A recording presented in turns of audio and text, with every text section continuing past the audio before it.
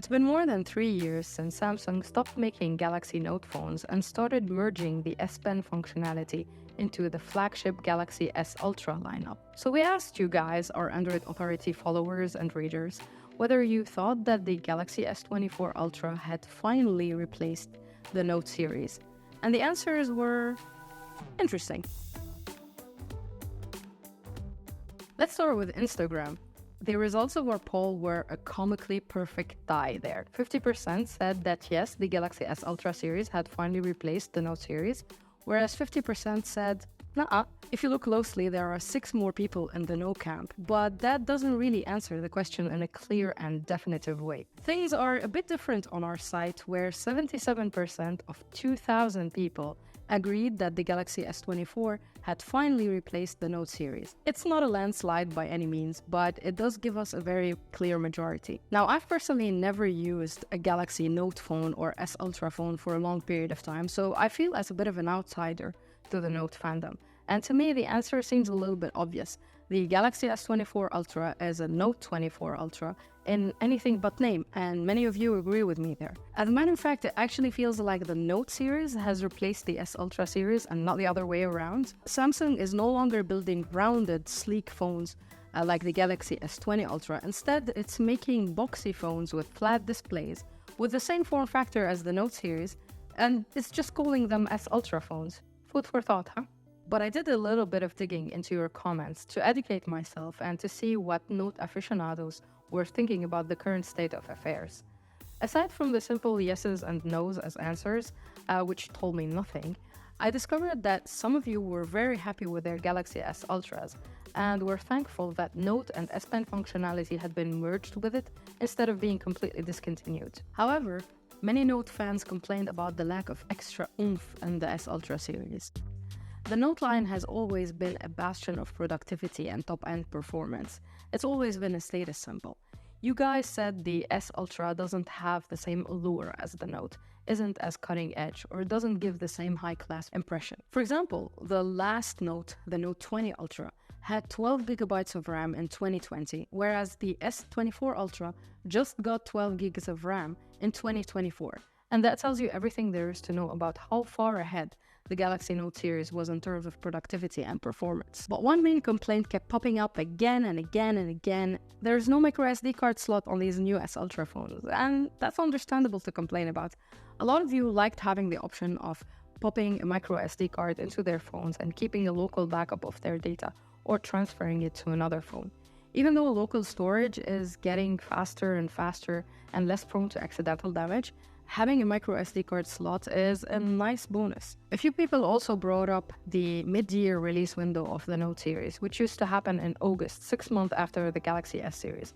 Some of you hated having to wait 6 months to get the features of the Galaxy S series in a Note form factor, whereas others thought that the 6-month wait was enough time for Samsung to fix issues and release a more stable product. For me, though, the most interesting argument I saw in favor of the entire Galaxy Note line is the fact that there is no more an affordable Galaxy Note option. Samsung has merged the Note and S Pen functionality into the highest end and most expensive Galaxy S Ultra. So now, if you love the pen and you love productivity, but you don't care about flagship camera performance, there is just no option for you to buy a basic Note for $1,000 anymore.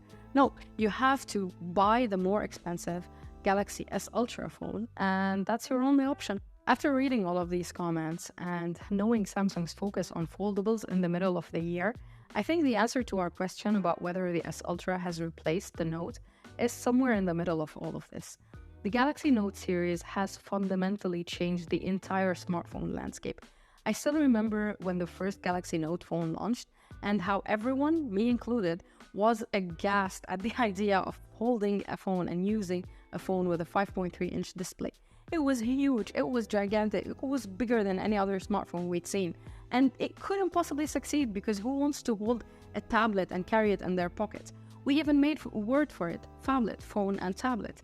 And look at us now, holding 6.7-inch phones, not phablets, and using them as if we were born to do it. Samsung had a fantastic idea with the Galaxy Note series and kept improving on that formula year over year with trial and error. Over time, the Galaxy Note stopped being an enthusiast phone and started becoming more and more popular. Sure, it always had that Galaxy Note aura around it, and you'd always think, oh, fancy, when someone pulled an S Pen out of their phone. But I think it's a testament to the Note's success and popularity that it was no longer considered a side project by Samsung in 2020. Back then, in 2020, when the first rumors of the Galaxy Note series death started popping up, we asked our readers whether they thought that Samsung should kill the Note series or replace it with the S series. And over 60% of them thought that that was a terrible idea. Both of them terrible ideas. They just wanted the Note to remain the Note. Now, 77% think that the S Ultra has done a good job of replacing the Note series. Times change, and perceptions too. Realistically, Samsung couldn't compete on 3 different fronts at the same time, so it had to choose its battles and focus on the future and foldables instead. This switch happened right around the time that the Galaxy Note was ready for prime time. And in a way, it feels that the Galaxy Note has graduated and given some of its best features to the Galaxy S series. We can cry about the lack of a micro SD card or a more affordable Note option, and I think those are valid complaints. But I also think that we can all agree that we would rather see one Galaxy S phone with S Pen functionality built in instead of the Note series dying and taking the S Pen with it.